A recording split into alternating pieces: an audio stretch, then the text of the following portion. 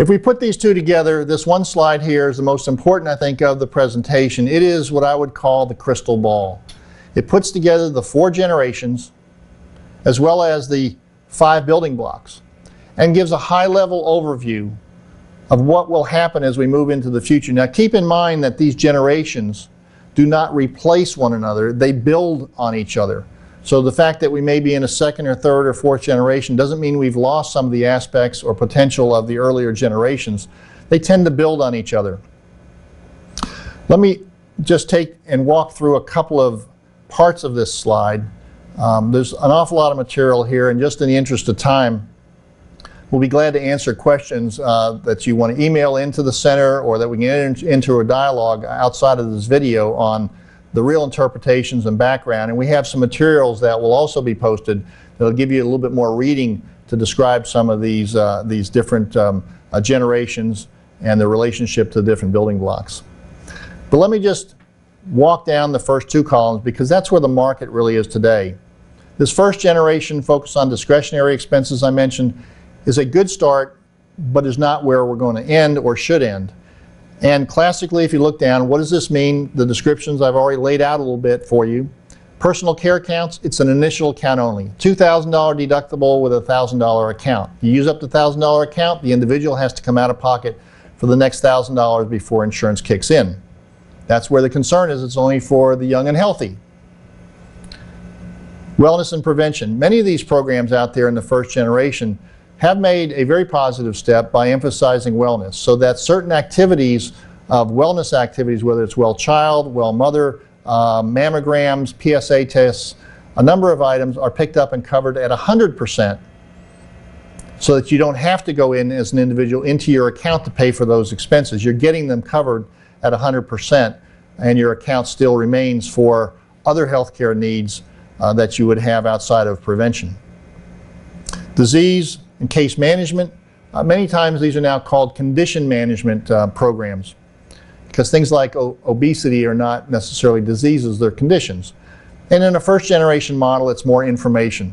A classic program is, I've got a disease management coach that's going to call you, we're going to give you information, we're going to have payroll stuffers, and to a large degree, you don't get a lot of engagement in these programs.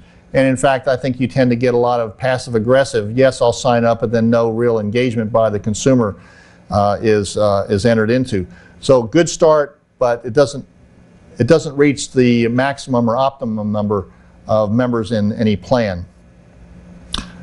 The information decision support, again, sort of passive in a first generation. Prescription drug information may be available online. There may be some information on the best choice of plans if consumer-driven healthcare is an option and you still have an HMO or a PPO option. So there's some very passive information that may be out there around discretionary expenses, ranges of costs for an office visit or geographical expenses for hospitals, but nothing specific or detailed or nothing that would reward or incent anybody for necessarily using one of the more cost-effective services. And on the incentives and rewards, they really aren't built into the program in a first generation model. It's just you get an initial account.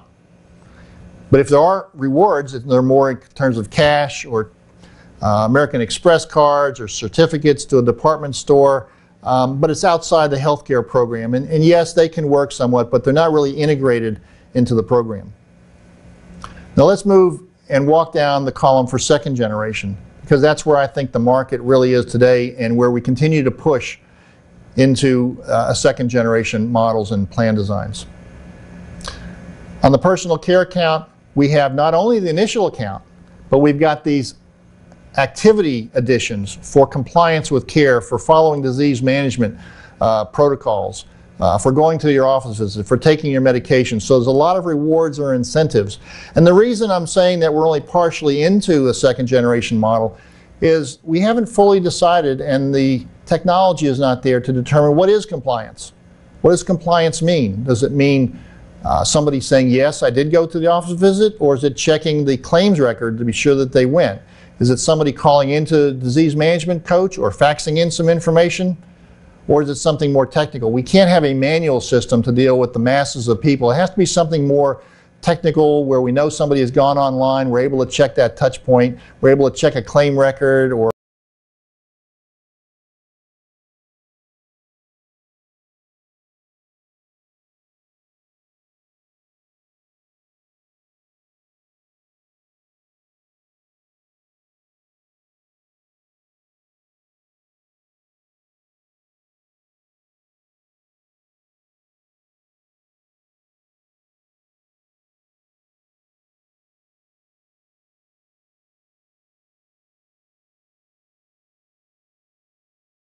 prescription drug file to see that the medication was at least ordered and picked up.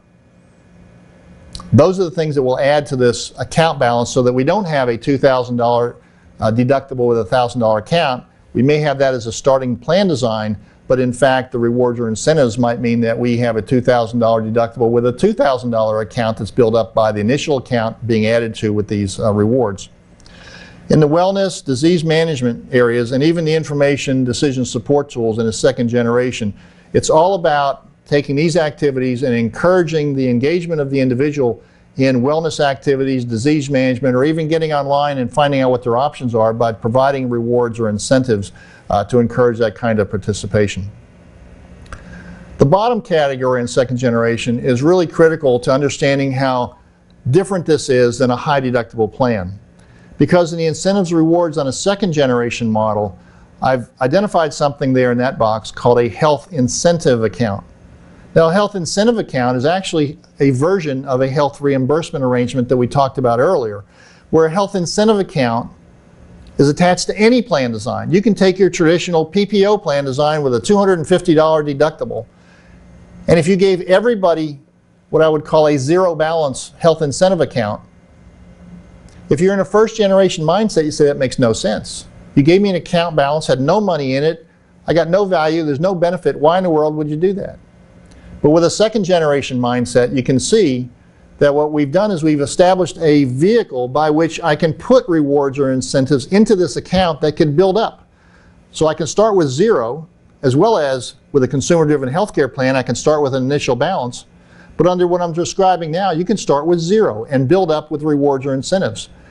Because the real problem for many employers is if they offer a consumer-driven healthcare plan as an option, many of your sickest employees, your diabetics, will go to your richer plan, your PPO type plan, or your HMO plan because they know they're going to have healthcare expenses and this account balance accumulation has little meaning to them. But if you put a zero balance account on all of your plan designs, your diabetics would be more encouraged to do the right thing to get those additional rewards or incentives. You know, if people did the right things just to be healthy, we wouldn't have the epidemic of diabetes that's going on in this country, is my opinion. We're a classically American society in healthcare as well, in that we want to be rewarded and incented for doing the right things. We want to be paid. It's not just getting healthy, it's not just doing the right things, or we wouldn't do the habits that we have today in so many different areas. So it's okay to reward and incent people. You're going to reach a larger percentage of your population to actually change behaviors. Will you reach everybody? No. There are some people, no matter what you do, you can give them $1,000 a day and they probably won't change their behaviors or their habits.